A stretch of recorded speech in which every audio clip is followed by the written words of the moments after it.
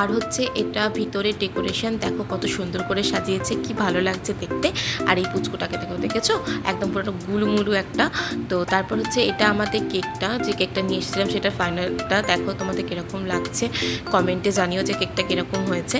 আর এই দেখো এই হচ্ছে আমাদের বার্থডে গার্ল, এতক্ষণ পরে তার দেখা পাওয়া গেছে। তো এখন হবে কেক কাটাকাটি। তো এখানে প্রায় অনেক লেট হয়ে গেছিলো কেক কাটাকাটির পর্ব মানে শেষ হতে হতে, প্রায় তখন রাত্রি 9:30 পৌনে 10টা বেজে গেছিলো, কারণ এইসব করতে করতে। তো আমাদেরও বাড়ি যাওয়ার ছিল, অনেকটাই দেরি হয়ে যাচ্ছিলো, কারণ আমরা এরপরে বেশি দেরি করলে আমরা আর বাড়ি ফেরার জন্য ট্রেন পেতাম না। তো সেই কারণে এখানে কেক কাটাকাটি পর্ব শেষ হওয়ার পরে আমরা আমাদের মানে রাতের খাবারটা মানে এখান থেকেই প্যাক করে নিই, মানে পার্সেল নিয়ে আমরা বাড়ির জন্য রওনা দিই। তো এখানে যতক্ষণ পার্সেল বানানো হচ্ছিলো মানে পার্সেলটা রেডি করা হচ্ছিলো, ততক্ষণ এখানে আমি একটুখানি কেক সকলকে দিয়ে দিচ্ছিলাম। তো তারপরে নিজের জন্য একটুখানি কেক নিয়ে নিলাম, তো একটু কেক খেয়ে নিলাম। তো খাবার পরে এখন দেখতে পাচ্ছি ওখানে পার্সেলটা নিয়ে নেওয়া হয়েছে। তো নিয়ে এখন আমরা যাচ্ছি বাড়ি ফিরছি, সকলকে টাটা বাই বাই করে বেরিয়ে পড়লাম।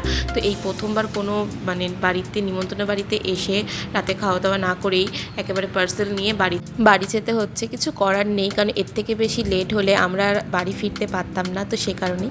তো চলো আজকে এতটাই।